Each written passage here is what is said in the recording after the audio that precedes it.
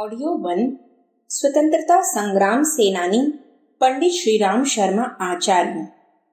लेखक वेदमूर्ति तपोनिष्ठ पंडित श्रीराम शर्मा आचार्य। पंडित श्रीराम शर्मा आचार्य का स्वतंत्रता संग्राम में योगदान। संक्षिप्त जीवन परिचय। सुप्रसिद्ध स्वाधीनता संग्राम सेनानी राष्ट्र संत पंडित श्रीराम शर्मा आचार्य उर्फ श्रीराम मत्त का जन्म आगरा जिले के ग्राम आवलखेड़ा में 20 सितंबर सन 1911 में एक ब्राह्मण परिवार में हुआ। आवलखेड़ा आगरा जिले के स्वाधीनता संग्राम का प्रमुख स्थान था। यूं उनका परिवार क्षेत्र का प्रतिष्ठित पुरोहित ब्राह्मण परंपरा का था, पर बालक श्रीराम प्रारंभ से ही इस जातिगत अहंकार से ऊपर थे। इस मामले में वे कबीर से बहुत प्रभावित थे। जाति पाति पूछे नहीं कोई, हरि को भजे सो हरि का हुई। कबीर के प्रति निष्ठा स्वरूप उन्होंने बाल्यावस्था में ही अपने गांव में एक बुनता घर खोला था, जहां गांव के बच्चों को बुलाकर वे उन्हें बुनाई सिखाते थे। घर वालों के भारी विरोध के बावजूद उन्होंने अपने गांव की एक वृद्ध हरिजन महिला का उपचार स्वयं अपने हाथों किया था। अपने घर से ले जाकर भोजन भी कराते रहे। हरिजन सेवा और स्वदेशी आंदोलन दोनों ही उन्हें विरासत में बापू से मिले थे। सत्याग्रह उनके जीवन में कूट कूट कर भरा था। घर वाले नहीं चाहते थे कि वे स्वतंत्रता आंदोलन में भाग लें। कम उम्र में शादी हो गई थी। ससुराल वाले भी असहयोग करते थे। घर वालों ने तो एक तरह से उन पर पहरा बैठा दिया था, पर वे एक दिन पाखाने जाने के बहाने घर से लोटा लेकर निकले और नेकर बनियान में ही सीधे आगरा कांग्रेस स्वयंसेवक भर्ती दफ्तर में जाकर रुके। उनकी अंतः प्रेरणा इतनी जबरदस्त थी कि वे किसी भी प्रतिरोध के सामने कभी झुके नहीं। आगरा जिले का स्वाधीनता संग्राम यूं 1857 के गदर से प्रारंभ हो गया था, जब आगरा के क्रांतिकारियों ने अंग्रेजों के महत्वपूर्ण फौजी ठिकाने पर आक्रमण करने के लिए 30 किलोमीटर लंबी यात्रा की थी। 5 जुलाई को भयंकर युद्ध हुआ था। सुचेता नाम का यह गांव फतेहपुर सिकरी मार्ग पर पड़ता है, जहां आज भी खुदाई में मिलने वाली शहीदों की हड्डियां इस जिले के गौरवपूर्ण स्वाधीनता संग्राम की याद दिलाती है। 1919 में रॉलेट एक्ट आने के साथ ही यहाँ स्वाधीनता संग्राम के नए अध्याय की शुरुआत हुई, जिसे लोकमान्य तिलक, महात्मा गांधी, हृदयनाथ कुंजरू आदि निरंतर हवा देकर भड़काते रहे।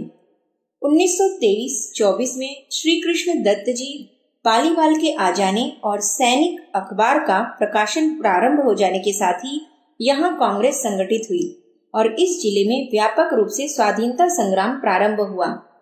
यो श्रीराम शर्मा आचार्य जी के हृदय में आजादी की आग तभी भड़क उठी थी, जब महात्मा गांधी ने देशव्यापी दौरा किया और विद्यार्थियों से गुलामी की जंजीरें मजबूत करने वाली अंग्रेजी शिक्षा पद्धति के प्रति विद्रोह की आग भड़काई।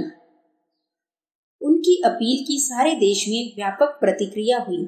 पूज्य आचार्य जी भला उससे अछूते क्यों रहते? वे तब तक प्राइमरी ही उत्तीर्ण कर सके थे। उन्होंने स्कूली पढ़ाई से मुंह मोड़ लिया।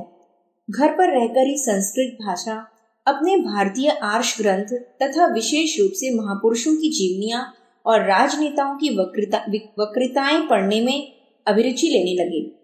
विश्व कवि रविंद्रनाथ टैगोर ने भी किसी स्कूल में शिक्षा नहीं पाई थी। उनका ज्ञान स्वयं उपार्जित था। पूज्य आचार्य जी की विद्या भी इसी कोटि की थी। उससे उनके हृदय में स्वाभिमान और स्वाधीनता की आग तीव्र गति से भड़कती चली गई। राजनेताओं के भाषण सुनने के लिए वे दूर दूर तक जाते। स्वयं सेवक के रूप में भर्ती हो जाने के बाद से तो आगरा ही उनकी गतिविधियों का केंद्र बिंदु हो गया। सक्रिय स्वाधीनता संग्राम का श्री गणेश।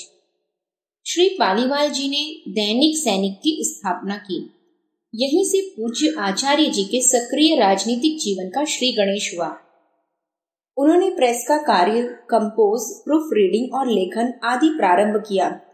अपना काम इतनी लगन, निष्ठा और कुशलता पूर्वक करते थे कि देखने वालों को भी आश्चर्य होता था। स्वभाव की मृदुलता के कारण न केवल दैनिक सैनिक परिवार के परम चहेते बने, अपितु श्री कृष्ण दत्त पालीवाल जी के विशेष कृपा पात्र भी बने। लेखन की प्रतिभा उन्होंने बाबू गुलाब राय एमए के लेख पढ़ पढ़कर स्वयं विकसित की। उनके क्रांतिकारी गीत न केवल दैनिक सैनिक में छपे अपितु कानपुर से छपने वाले पत्र विद्यार्थी, जिसके संपादक श्री गणेश शंकर विद्यार्थी थे, में भी नियमित रूप से प्रकाशित होते थे। श्री विद्यार्थी जी उनको निरंतर प्रोत्साहित करते रहते थे, जिससे प्रेरित होकर उन्होंने अपने गीत कलकत्ता से छपने वाले दैनिक विश्वामित्र में भी भेजना प्रारंभ कर दिया। इन गीतों ने समूचे बंगाल में क्रांति की आग भड़काने में अपूर्व योगदान दिया। पीछे तो किस्मत और मस्ताना जैसी प्रसिद्ध पत्रिकाओं ने भी उनकी रचनाएं प्रकाशित करना प्रारंभ कर दिया। यह गीत अक्सर कांग्रेस के कार्यक्रमों, अधिवेशनों में भी गाए जाते थे। उनके इन गीतों ने जहां एक और स्वाधीनता संग्राम सेनानियों का मनोबल बढ़ाया, वहीं क्रांति की ज्वाला भी द्रुत गति से भड़काई। ये गीत दैनिक सैनिक में मत प्रलाप शीर्षक से नियमित रूप से छपा करते थे, जिन्हें आज भी चिरंजीव पुस्तकालय ने सुरक्षित करके रखा है। 1935-36 में छपे कुछ गीत इस प्रकार हैं। देख देख कर बाधाओं को पथित न घबरा जाना, सब कुछ करना सहन किंतु मत पीछे पैर हटाना। माथा व्यथित हुई है कैसे, जल आंखों में भर आया। रोती है जननी यह कैसा, संकट मां तुझ पर आया। कोई भी हो दुश्मन तेरा, निश्चय मिट ही जाएगा। त्रिंस कोटि हुंकारों से यह नभ मंडल फट जाएगा। मलय मरुत हो बंद, बवंडर के प्रचंड झोंके आवे। शांत हिमालय फटे शिलाएं, उड़े चूर हो टकरावे। परिवर्तन निश्चित है, बहिरे सुने आंख अंधे खोले। सोने वाले उठे सिपाही, आगे जागे सावधान होले। श्री जवाहरलाल के प्रति लिखी उनकी पंक्तियां। देख दुर्दशा माता की जल आंखों में भर आया। सिंहासन पर लात मारकर भिक्षा पात्र उठाया। छोड़ राज प्रसाद पिता का, घर घर अलख जगाया। समझाया स्वाधीन बनो जो तेरे पथ पर आया। हुई एक से एक बड़ी तेरी अनुपम कुर्बानी। आज और क्या देने आया ओ दधीची से दानी। किसान आंदोलन उनके गीतों से बहुत प्रभावित हुआ। छाती तोड़ महान परिश्रम का तेरे परिणाम। झपट हड़पता रहता है यह क्रूर विश्व अविराम। तू भूखा नंगा रोगी रहता व्याकुल बेचैन। पर वह ही हंसता है लख तेरे गीले नैन। ओ हिमगिरी से क्षमाशील उपकारी सदैव किसान। देव शांत रखना अपना दुख पूरित हृदय महान। यह पंक्तियां बताती हैं कि उनके हृदय में क्रांति की कितनी जबरदस्त आग बचपन से ही जल रही थी। यह एक अबूझ पहेली है कि वे ऊपर से उतने ही विनम्र और सेवाभावी थे।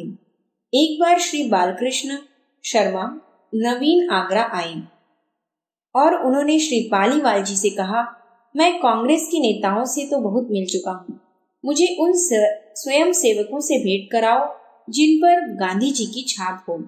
श्री पालीवाल जी उन्हें आचार्य जी के पास ले गए और बोले, यह बालक सच्चे अर्थों में कांग्रेस का स्वयं सेवक है। श्री नवीन जी झुककर उनके पैर छूने लगे, जबकि आयु में वे बहुत बड़े थे। संकोचवश श्री आचार्य जी पीछे हटने लगे तो नवीन जी ने कहा, बेटा, आज देश को तुम जैसे स्वयं सेवकों की ही जरूरत है। श्री नवीन जी के इस कथन को पूज्य आचार्य जी ने न केवल साबरमती जाकर और पक्का किया, अपितु सारा जीवन ही स्वयं सेवक के रूप में गुजारा। जितना कार्य उन्होंने अकेले किया, उतना कार्य करने वाला व्यक्ति शायद ही कोई और इतिहास में ढूंढने पर मिले। उन्होंने बिना किसी यश की कामना से यदि एकनिष्ठ होकर कार्य न किया होता तो 3500 पुस्तकों की संरचना, उनका प्रकाशन प्रसार, 5-6 पत्रिकाओं का नियमित संपादन प्रकाशन, देश के कोने कोने की यात्रा, 3000 शक्तिपीठों, 12,000 प्रज्ञा मंडलों की स्थापना और 10 लाख अखंड ज्योति परिवार का एक विस्तृत संगठन खड़ा न हो पाता। परम विश्वस्त स्वयं सेवक। भारत के प्रथम सूचना प्रसारण मंत्री श्री बालकृष्ण केसकर तब आगरा क्षेत्र के कांग्रेस कोषाध्यक्ष थे। उनके पास गांव-गांव से एकत्र किया हुआ चंदा आता था। एक समय ब्रिटिश हुकूमत ने कांग्रेस को गैर कानूनी घोषित कर दिया था। तब बड़ी संख्या में जेल जाने वाले सत्याग्रही भर्ती करने पड़ते थे। उनके घर वालों की आजीविका चलाने के लिए विशेष रूप से बिरला जी जैसे श्री संपन्नों से बड़ी मात्रा में चंदा आता था। यह धन गुप्त रखना पड़ता था। जिनके घरों में कुर्की हो जाती थी उनका पता लगाकर उन तक आर्थिक सहायता पहुंचानी पड़ती थी। श्री केसकर जी को उस समय एक ऐसे विश्वस्त स्वयंसेवक की आवश्यकता पड़ी जो न केवल इस कोष की रक्षा कर सके अपितु समय कुसमय वापस लौटने पर उनके लिए चाय भोजन आदि की व्यवस्था कर दिया करें। उन्होंने श्री पालीवाल जी से एक ऐसे स्वयंसेवक की मांग की। श्री पालीवाल जी ने यह कार्य स्वयंसेवक श्री राम मत्त को सौंपा। परम पूज्य आचार्य जी कम उम्र होने के कारण प्रायः संदेह से बच जाते थे, अतएव उन्होंने यह कार्य पूरी तल्लीनता से निभाया। पूज्य गुरुदेव अपने संस्मरण बताते समय उस कार्य को सबसे कठिन कहते थे। पूज्य गुरुदेव अपनी संस्मरण बताते समय उस कार्य को सबसे कठिन कहते थे। आगरा में वकील साहब की भूतही हवेली में उन्हें अकेले रहना पड़ता था। भूमिगत श्री केसकर जी जब कभी आते थे तभी उनका यह एकाकीपन टूटता था। प्रदेश के कांग्रेस जन उनके इस जीवट से भलीभांति परिचित थे। 1958 में जब वे मथुरा में सहस्त्र कुंडीय यज्ञ कर रहे थे तो प्रधानमंत्री श्री जवाहरलाल नेहरू ने उस पर रोक लगाने का आदेश दिया। वे दिन खाद्यान्न संकट के थे और श्री नेहरू जी के मस्तिष्क में यह बात थी कि यज्ञों में अन्न जलाया जाता है। इस बात का पता डॉक्टर संपूर्णानंद जी को लगा तो उन्होंने स्वयं हस्तक्षेप किया और श्री नेहरू को पूज्य आचार्य जी का परिचय देकर कहा था, उन जैसा राष्ट्रीय चरित्र का व्यक्ति मिलना दुर्लभ है। उनका कोई भी कार्य संदेहास्पद नहीं हो सकता। श्री नेहरू जी आश्वस्त हुए कि यज्ञ आहुतियां काष्ठ औषधियों की दी जाने वाली हैं। सो उन्होंने डॉक्टर श्री संपूर्णानंद जी के कहने मात्र से यह प्रतिबंध वापस ले लिया। उल्लेखनीय है कि मथुरा का यह सहस्त्र कुंडीय यज्ञ एक ऐतिहासिक आयोजन के रूप में संपन्न हुआ, जिसमें उस समय के लोकसभा अध्यक्ष श्री अनंत शयनम आयंगर सहित अनेक मूर्धन्य राजनेताओं ने भाग लिया।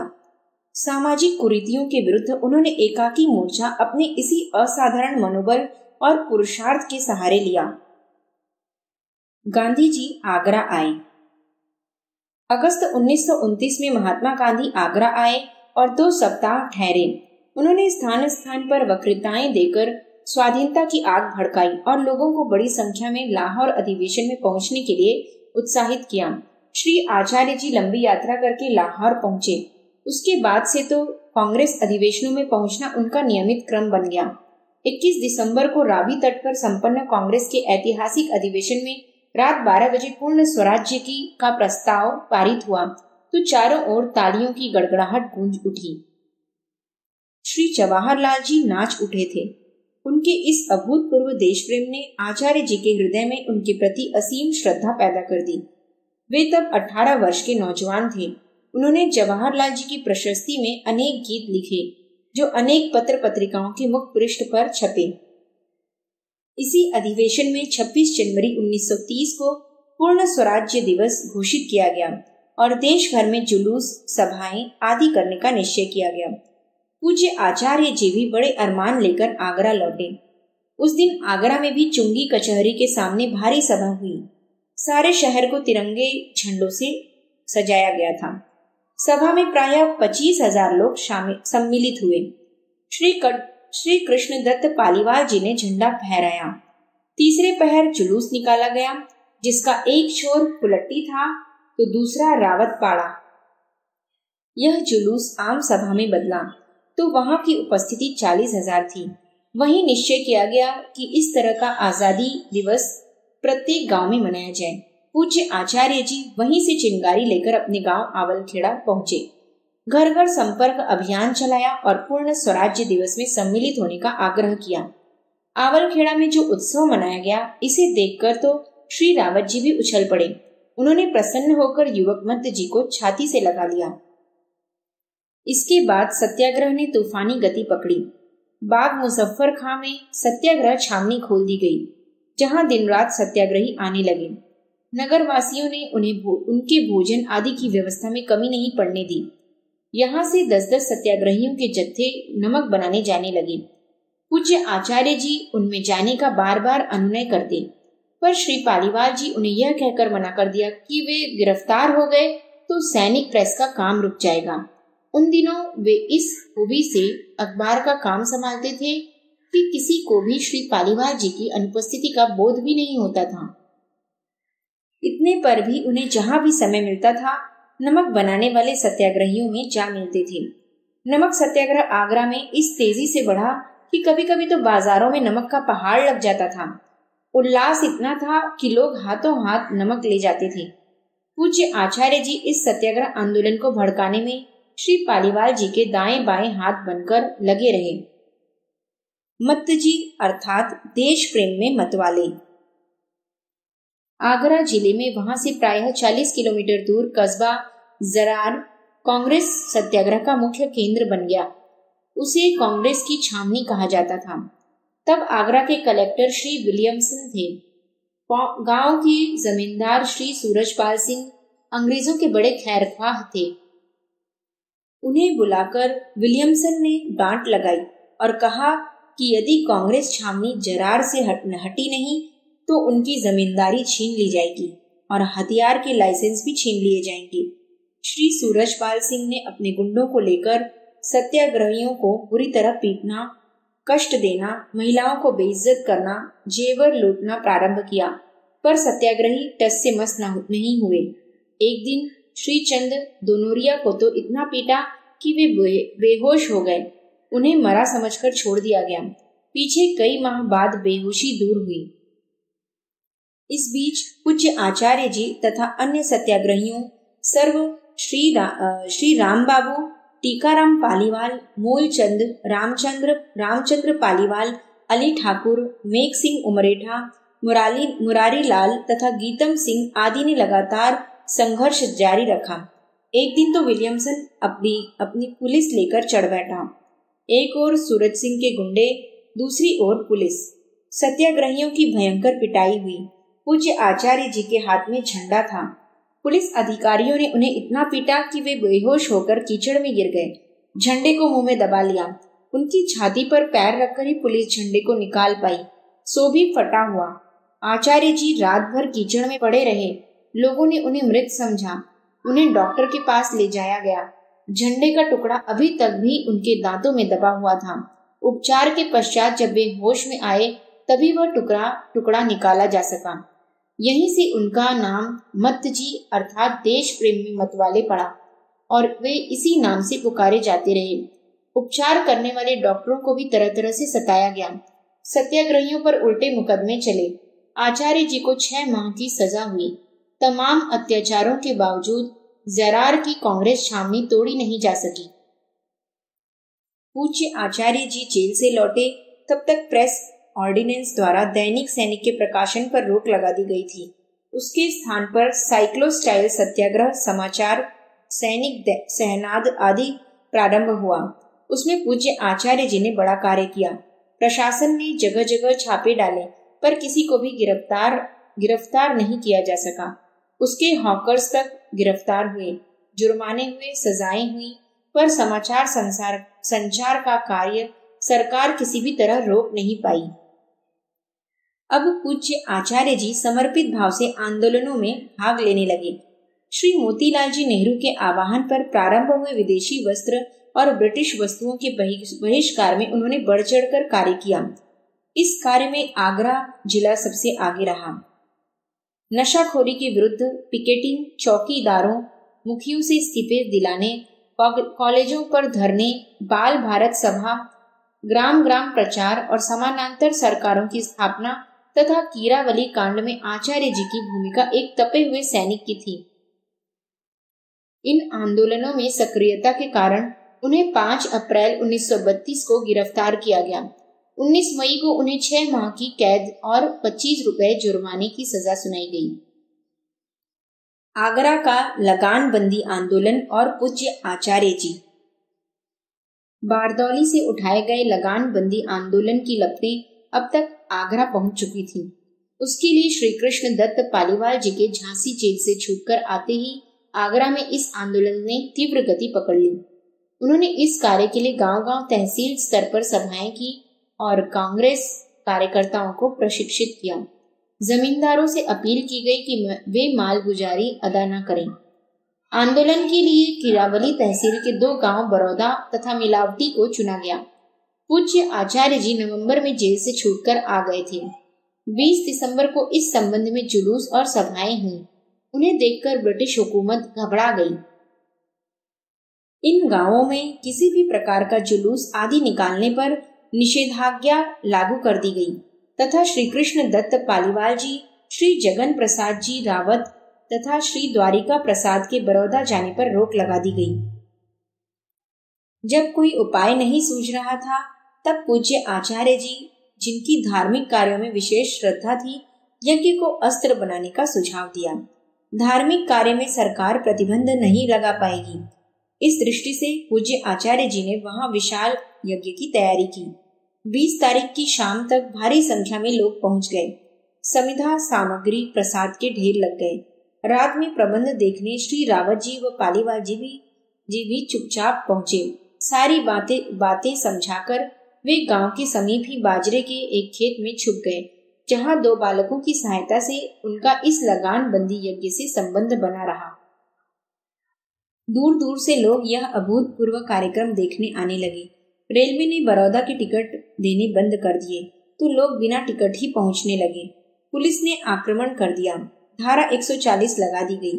प्रसाद लूट लिया, कुछ खाया कुछ बिखराया। भारी मारपीट की। कुछ लोगों को पोखरों में फेंक दिया गया, पर न तो भाषण बंद हुए और न ही लोगों का आना। प्रायः 50,000 किसान वहां पहुंचे। बड़ौदा टस से मस नहीं हुआ। मिलावटी में उतनी भीड़ तो नहीं थी, पर वहां भी किसानों ने लगान न देने की प्रतिज्ञा की। बड़ौदा से उठा यह आंदोलन आगरा जिले में दूर दूर तक तेजी से फैलता चला गया। श्री कृष्ण दत्त जी पालीवाल, जगन प्रसाद रावत जी, उल्फत सिंह जी, श्री गंगा सिंह जी, श्री रणधीर, श्री किताब सिंह, श्री रामचंद्र पालीवाल, श्री जमुना प्रसाद, श्री मुंशीलाल गोस्वामी ने इस सत्याग्रह यज्ञ में विशेष भूमिका निभाई। पर एतमादपुर तथा फिरोजाबाद तहसील में जो कार्य श्री राम मत ने किया, उसकी सारे देश में चर्चा हुई। पुलिस लगातार प्रमुख नेताओं की पकड़ के लिए भागदौड़ करती रही, पर वे कभी गाड़ी, कभी पैदल और कभी ऊंट पर यात्रा करते। रात रात भर गांव-गांव लगान बंदी के लिए प्रतिज्ञा पत्र भरवाते। एक ही रात में यह लोग 8-8, 10-10 गांव तक जाते और सूर्योदय से पहले ही आगरा पहुंचकर दिन भर अगले कार्यक्रम की रूपरेखा तैयार करते और विश्राम कर थकावट उतारते। इसके पश्चात गिरफ्तारियों का दौर प्रारंभ हुआ। प्रायः सभी प्रमुख नेता जेलों में डाल दिए गए, पर पूज्य आचार्य जी ने अपना कार्य बंद नहीं किया। इस संबंध में उत्तर प्रदेश के सूचना विभाग द्वारा प्रकाशित जिला आगरा के स्वतंत्रता संग्राम के सैनिक 33वीं पुस्तक के पृष्ठ 45 में छपी पंक्तियों को ज्यों का त्यों उद्धृत किया जा रहा है। गांधी इरविन समझौता में एक विषय लगानबंदी और उसके कारण किसानों के प्रति सरकार का व्यवहार भी था। गांधी जी इस संबंध में नैनीताल आए और तत्कालीन गवर्नर से उनकी बात हुई। पंत जी भी इसमें शामिल थे। आगरा जिले से भी आंकड़े मंगाए गए। श्री राम मत ने इस संबंध में अकेले ही बड़ा कार्य किया। उन्होंने लगानबंदी वाले गांवों में घूम घूम कर किसानों के नाम, अराजी, रकबा, लगान की रकम आदि के संबंध में पूरी छानबीन के साथ आंकड़े तैयार किए। वे इतने विस्तृत, शुद्ध और अधिकृत थे कि उन्हें लेकर जब रावत जी नैनीताल गए तो पंत जी भी चकित रह गए, और जब उन्हें यह मालूम हुआ कि यह कार्य एक देहाती स्वयंसेवक ने किया है तो उनके आश्चर्य का ठिकाना न रहा। उन आंकड़ों के आधार पर जिन किसानों या गांवों ने लगानबंदी का ऐलान किया था, उनका लगान माफ कर दिया गया। यह देखकर जिन किसानों ने इसमें सहयोग नहीं दिया था, उनको बड़ा पछतावा हुआ। वे देशद्रोही भी कहलाए और उन्हें लगान भी पूरा देना पड़ा।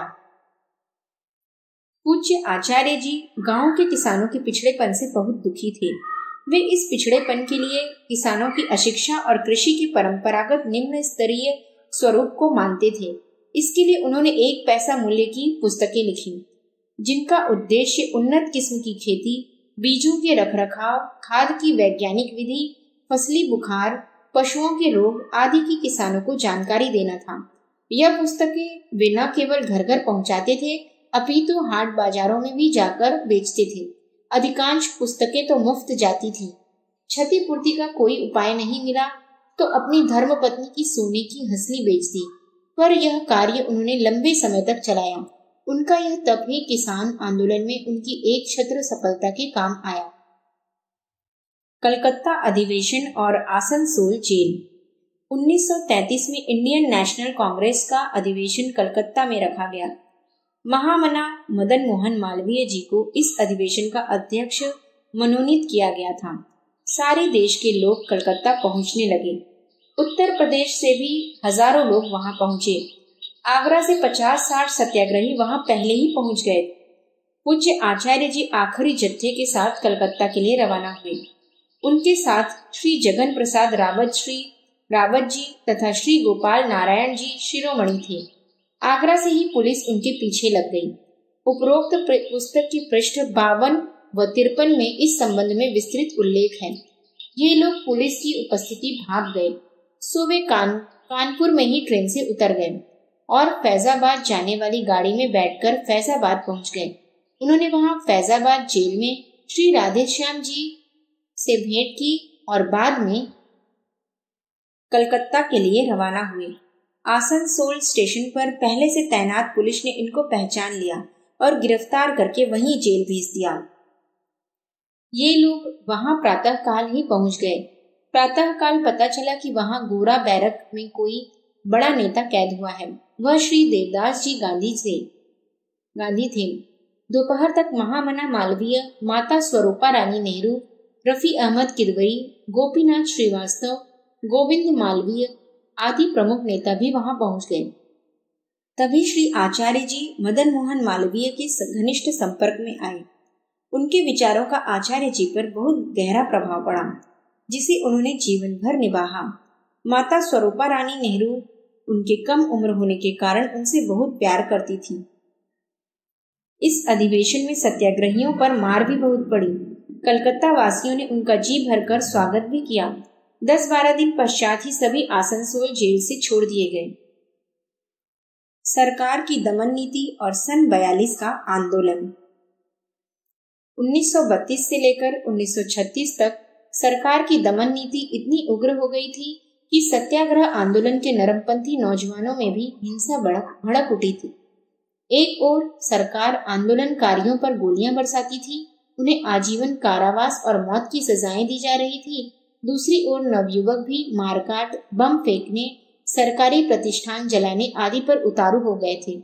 आगरा क्षेत्र भला उससे अछूता कैसे रहता। यहाँ हिंसात्मक कार्यवाहियां, थानों पर बम फेंकने, बड़े अंग्रेज पदाधिकारियों को गोलियों का निशाना बनाने के साथ बड़े पैमाने पर रेल, डाक, तार व्यवस्था को छिन्न भिन्न करने जैसे कार्य होने लगे। आगरा उन दिनों तार व टेलीफोन का समूचे उत्तर भारत का विशिष्ट केंद्र था। लाइनें काटने और संचार व्यवस्था भंग करने के लिए एक क्रांतिकारी दल बनाया गया, जिसमें पूज्य आचार्य जी के अतिरिक्त श्री जगन प्रसाद जी रावत, उल्फत सिंह, राधेश्याम, कृष्ण जीवनदास, भगवान सहाय, गोवर्धन सिंह, सिरोली दद्दू, गंगा सिंह, प्यारे लाल व श्याम वर्मा प्रमुख थे। यह सभी गुप्त रूप से कार्य करते थे। श्री जगन प्रसाद रावत जी ने बंबई की यात्रा की और वहां से सुरक्षित तार काटने के अनेक यंत्र लेकर आए। इनसे तार के खंभे भी आसानी से काटे जा सकते थे। यह कार्य गुप्त रूप से चलता था और एक स्थान में 2 या 3 से अधिक स्वयंसेवक नहीं जाते थे, इसलिए लाख प्रयास करने पर भी पुलिस उन्हें पकड़ नहीं पाई। पूज्य आचार्य जी ने एक बार अपने साथियों के साथ आगरा टुंडला स्टेशनों के बीच गाड़ी रोककर फर्स्ट क्लास तथा कई सेकंड क्लास डिब्बों में से पहले यात्रियों को नीचे उतार दिया, पीछे उनमें तेज छिड़ककर आग लगा दी। इस समूचे कार्यक्रम का उन्होंने जिस तरह संचालन किया, उनकी सूझबूझ और साहस पर सभी सहयोगी मुग्ध थे। कुछ ही क्षणों में सारा कार्य संपन्न कर वे कहाँ विलुप्त हो गए पता भी न चला। पुलिस उनका पीछा करती रह गई। 1936 से कांग्रेस में पदाधिकारियों के चुनाव और मंत्रिमंडल बनाकर स्वराज्य चलाने की प्रक्रिया प्रारंभ हुई। उससे कार्यकर्ताओं में पदलिप्सा की भावना आने लगी। पूज्य आचार्य जी तब भी एक स्वयंसेवक के ही रूप में कार्य करते रहे। 1936 में द्वितीय विश्व युद्ध शुरू हो गया तो अंग्रेजों ने उसका लाभ अपने पक्ष में लेना चाहा। अतः कांग्रेस मंत्रिमंडल ने इस्तीफा दे दिया। 1940 में कांग्रेस ने अंग्रेजों को द्वितीय विश्व युद्ध में सहयोग देने के लिए स्वराज्य की शर्त लगाई, पर अंग्रेज निरंतर कूटनीतिक चाल चलते रहे। अतएव फिर से सत्याग्रह का रास्ता अपनाया गया। इस समय दैनिक सैनिक पर अनेक प्रतिबंध लगाए। तब अनेक नवयुवक छोटे छोटे घरों में ही प्रेस लगाकर जन भावनाओं के आधार पर छोटे छोटे पत्र पत्रिकाएं निकालने लगे। पूज्य आचार्य जी ने भी क्रांतिकारी आंदोलनों के साथ साथ यहीं से अखंड ज्योति मासिक पत्रिका का प्रकाशन प्रारंभ किया। अखंड ज्योति मासिक पत्रिका का प्रथम प्रकाशन वसंत पर्व 1940 से फ्रीगंज आगरा से प्रारंभ हुआ, जो अब तक अविराम चलता चला आ रहा है। उस जमाने में उसमें निरंतर क्रांतिकारी राष्ट्रभक्ति जगाने वाले लेख छपते थे।